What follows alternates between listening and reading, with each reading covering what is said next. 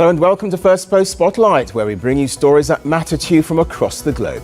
From breaking news to the day's biggest controversies, we shine a light on issues that shape our world. I'm Kerry Johnston. Let's begin with a look at the top headlines now. The Indian rupee slips to a record low of 90 rupee and 47 paise against the US dollar, deepening its fall past the 90 rupee per dollar mark. This as the lack of a trade deal with Washington continues to weigh on market sentiment. In Pakistan, a military court sentences former head of spy agency ISI to 14 years in prison on charges including violation of state secrets and misuse of authority. The army says the former ISI chief also engaged in political activities. Thailand police detain owners of an Indian nightclub where a massive fire killed 25 people on December the 6th. The accused Luthra brothers are set to be deported to India, with relevant procedures currently underway. The US and the Philippines conclude their annual maritime drills, showcasing the deployment of advanced equipment. Manila says the drills aim to expand the operational readiness of its forces in complex security scenarios. And Nobel Peace Prize winner Machado appears in Oslo after 11 months in hiding, saying she'll return to Venezuela at the correct moment. She went into hiding after criticizing President Maduro's policies and even missed the Nobel ceremony. We start with heightened tensions over the Sea of Japan, where the US and Japan carried out a powerful show of force. According to Tokyo, nuclear-capable American bombers flew with Japanese fighter jets after China and Russia conducted military exercises close to Japan and South Korea. Japan's defense ministry said that 2 US B-52 bombers flew with 3 Japanese F-35 stealth fighters and 3 Japanese F-15 fighter jets on Wednesday. The move was to, quote, stop any attempt to alter the regional status quo by force, according to Tokyo. Well, this was the first US show of military presence since China began exercises in the area last week. The joint US-Japan flight came a day after China and Russia held large coordinated drills in the region. Their exercises included bomber flights and naval activity near Japan and South Korea. 2 Russian Tu-95 nuclear-capable bombers flew from the Sea of Japan towards the East China Sea to link up with 2 Chinese H-6 bombers. Japan's defense ministry said the 4 bombers then carried out a long-distance joint flight into the Pacific. The patrol lasted nearly 8 hours. Through diplomatic channels, the government has conveyed to both China and Russia-Japan's serious security concerns regarding the continued joint activities by Chinese and Russian military forces around our nation, including this recent joint flight. 4 Chinese J-16 fighter jets joined the bomber formation as it passed between Japan's Okinawa and Miyako Islands. The route lies in international waters. According to Japan, Tokyo scrambled its own fighter jets to monitor the Chinese and Russian aircraft. Japan called these repeated joint bomber flights a grave concern for national security. A government spokesperson said the missions show an expansion and intensification of Chinese and Russian military activity around Japan. The repeated joint bomber flights by both countries signify an expansion and intensification of activities around our nation, and we cannot but view them as a show of force against Japan. We consider this a matter of grave concern for our national security. Well, these tensions follow an earlier incident in which Japanese aircraft were reportedly targeted by Chinese fighter jet radar. Japan said the radar lock happened twice on Saturday off its southern Okinawa Islands, accusing Beijing of harassment. Well, locking a radar is considered a hostile action because it can signal a possible attack. Prime Minister Sanai Takaichi said Japan would respond calmly and resolutely and increase air and maritime surveillance. Meanwhile, Beijing strongly denied these claims, accusing Japan of harassing its aircraft during routine exercises. Well, both China and Japan are locked in a spat, which began with sharp diplomatic language but has spilled over into projecting military might. And with US-Japan bomber flights on one side and expanding China-Russia cooperation on the other, military activity around Japan continues to intensify. Tokyo says it's watching every move closely as regional tensions rise. Well, for more on this now, we're joined by David Dunn, a defence and security expert and professor of international politics at the University of Birmingham. He joins us live now from Birmingham. Welcome to Spotlight. So to what extent then does this signal a rapidly changing security landscape in East Asia?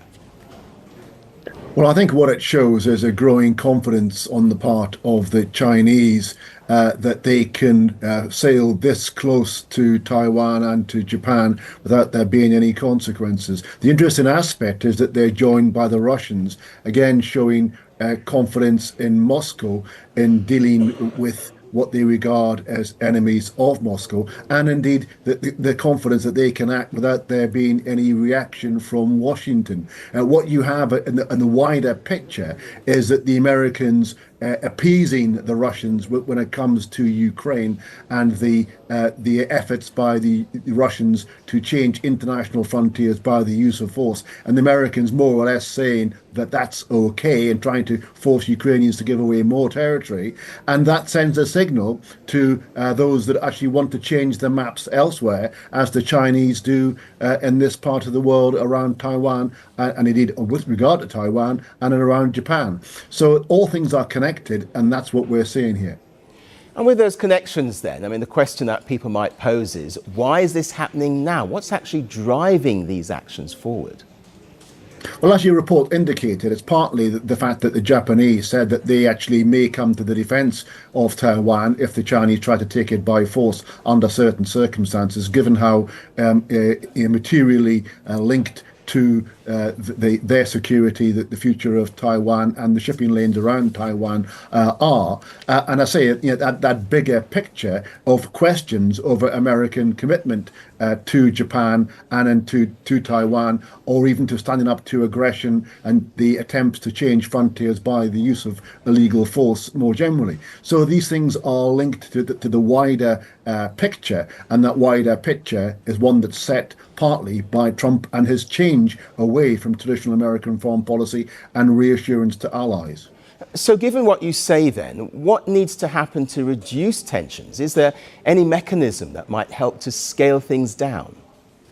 Well, I mean, the effort on the American force commander in Japan to actually have the American aircraft accompany Japanese aircraft is for trying to send that signal of resolve that America stands square with Japan in defence of its territory and of its interests. So there is an attempt to actually use diplomatic signalling through the deployment of military force. But that's only, of course, credible if the noises coming from Washington also match that. And what we've seen is an absence of that. So in a sense, it's partly American weakness, Trump's weakness, that actually is encouraging China and Russia to behave like this. And the more weakness we see from Washington, the more provocations we'll see from Moscow and Beijing. And therefore, it's unlikely to resolve these issues more broadly, because these are unrecognizable issues. The future of Taiwan is a zero-sum game. You can't have an independent Taiwan and a Taiwan that's controlled by Beijing, and therefore the only way that you can stop that status quo being changed is by demonstrating a willingness to be robust in response to that, and that's something we're not seeing from Washington. David Dunn, thank you very much indeed for joining us here on Spotlight. Always a pleasure. Well, moving on, we turn to Myanmar, where a deadly airstrike has hit a hospital in Rakhine State. According to an on-site aid worker, more than 30 people were killed after a military jet dropped bombs on the facility. The strike comes as a junta, Myanmar's military government that took power in a 2021 coup, intensifies its operations before elections later this month. Well, heart-wrenching visuals show bodies lying on the ground outside the hospital, many of them covered in blankets. The hospital was in ruins. A full wing had been reduced to rubble, vehicles were crushed, and hospital beds, clothes and other belongings were scattered everywhere. The strike hit the General Hospital on Wednesday. It's located in the western region of Myanmar, bordering Bangladesh. The aid worker said a military jet dropped the bombs, and local residents reported hearing the explosion from nearby villages. When we arrived at the hospital this morning, the situation was really terrible. As far as we can tell, 31 people have been killed. We expect the death toll to rise. We have learnt that 68 people have been injured. We expect the number of injured to rise. This is an inhuman act.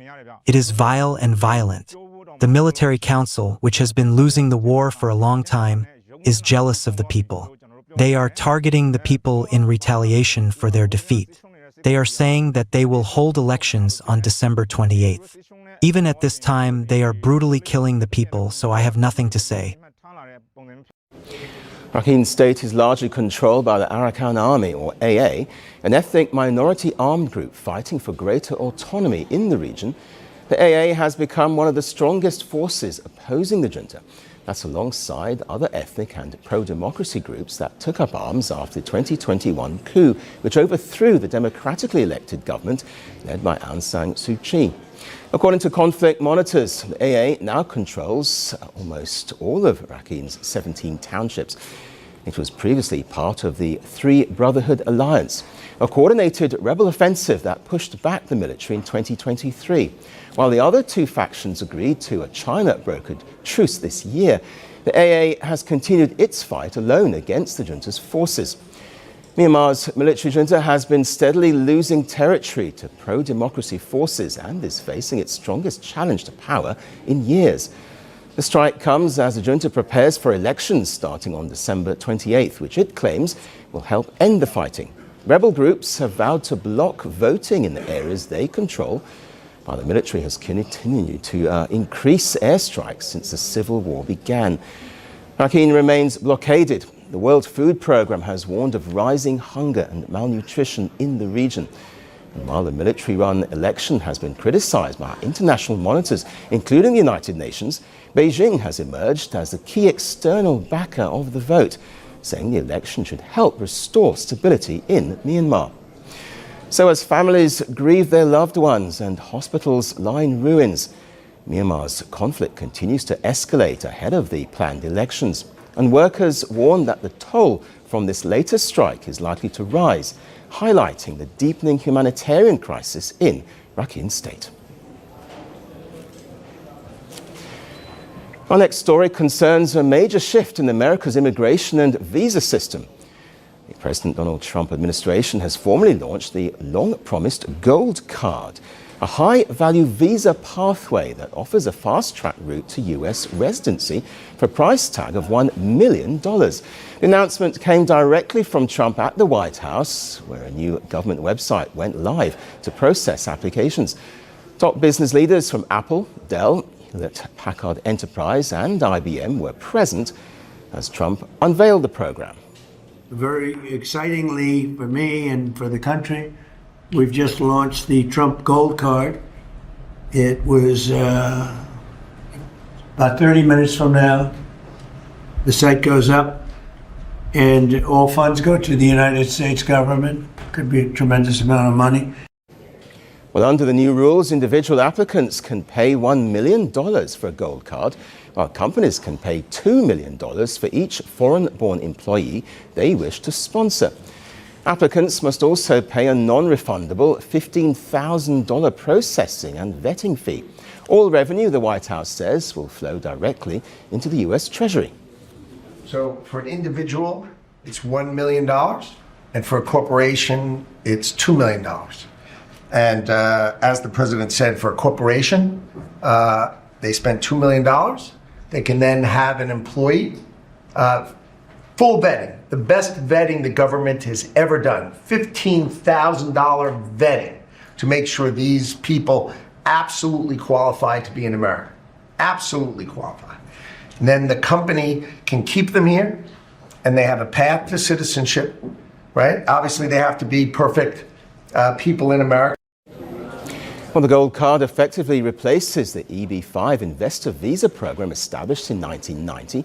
EB-5 required investments to create jobs, but Trump's updated version removes those job creation requirements and instead focuses on the financial contribution and skills benefits.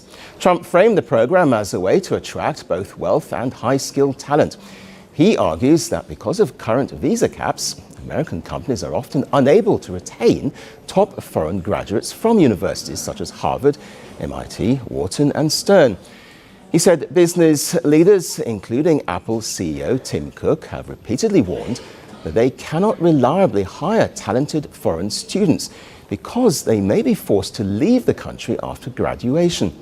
However, with the Gold Card, Trump says, companies will have certainty, allowing them to pay for the card and legally keep that employee in the United States with a clear path to residency.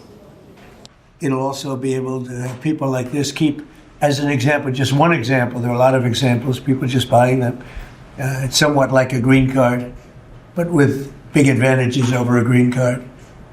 And companies are going to be able to go to the Wharton School of Finance, the Stern Business School, Harvard, MIT, wherever you may get your students, any school, and you're able to buy a card and keep that person in the United States, actually, so there's certainty, because I've heard from Tim Cook of Apple, and I've heard from a lot of people, some of the people at this table, that essentially in the United States you can't keep the student, you can't hire people from the best colleges because you don't know whether or not you can keep the person. They come and have the people get out, they throw the person out of the country, you graduate number one from your college, and there's no way of guaranteeing, I guess you could say, there's no way of guaranteeing that they're able to stay in the country.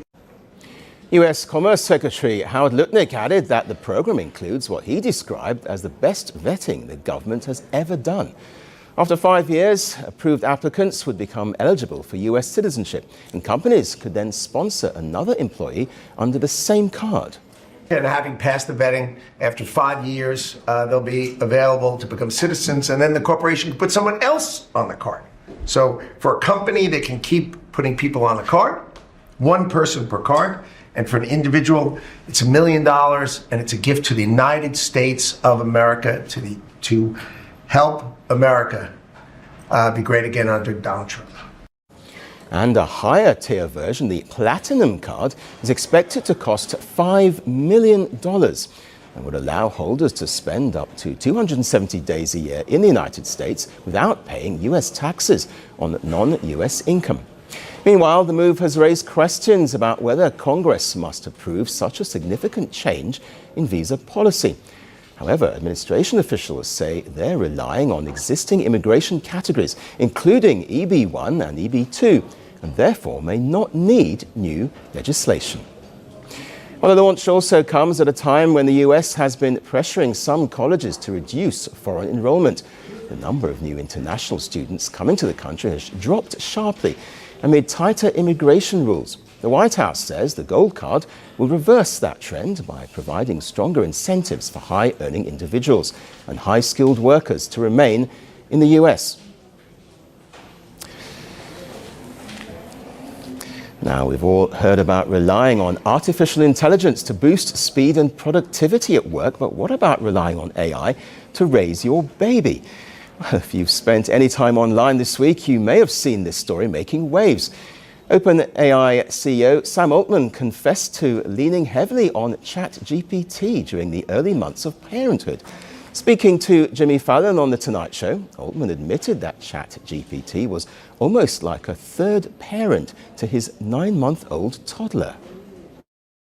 I cannot imagine having gone through figuring out how to raise a newborn without ChatGPT. Clearly, people did it for a long time, but it's no problem. Well, Altman and his husband, Oliver Mulherin, welcomed a baby boy in February. And like any new parent, he had questions, lots of them. But in his own words, he admitted that sometimes the questions felt, well, a little random at times. Things like, why does my kid drop pizza on the floor and laugh? Or whether his son was hitting milestones on time, with one moment that really set social media alight. Altman said he was at a party where another parent mentioned their 6-month-old was already crawling. Altman says he panicked, ran to the bathroom and typed into ChatGPT. Do I need to take my kid to the doctor tomorrow morning? Is my kid's development normal? Well, he says ChatGPT told him his baby was perfectly normal. And then, according to him, the chatbot also gave him a personal life tip. You're the CEO of OpenAI. You're around high-achieving people. Maybe don't project that onto your kid. Relax. Well, for some, Altman's candid confessions sound like parenting 2.0, a new era where AI becomes a third parent or the ultimate babysitter. Either way, social media went feral. One user questioned why Altman needed ChatGPT to do something that has been done for all of human time. Another pointed out the staggering 120 billion babies born pre-AI, calling it a stunted perspective. The criticism took a serious tone too, with users calling his comments terrifying, saying that human qualities are being eroded. Others took a lighter tone by mocking ChatGPT itself, asking, is the baby the target user for ChatGPT, as it's always acting like a nanny? But not everyone was scornful and against Altman. Some users said they get what he's feeling. One user chimed in with, sounds ridiculous, but I get it. I can't imagine life without Google Maps.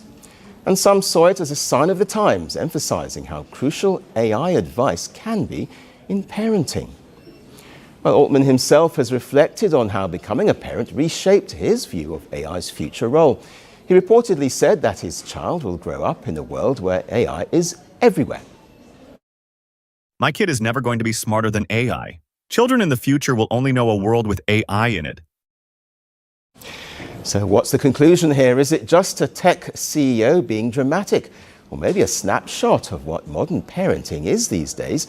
New parents used to look up to their parents and grandparents or doctors and teachers for advice. But today they can just open their phone and ask ChatGPT. Or was it just another massive publicity stunt in a market saturated with competing chatbots like Gemini, Grok or DeepSeek? Well, the internet is divided, but the real question behind the noise is, are we as humans still trusting our gut feelings? Or are we relying too much on gadgets and AI for everyday life? Well, that's all we have on the show today. We'll see you again tomorrow at the same time. Thanks for watching. From breaking news to the day's biggest controversies, shedding light on the world's top headlines, detailed analysis on the stories that matter the most to you. Catch it all on Spotlight at 6 p.m. India time and 12:30 GMT, only on Firstpost.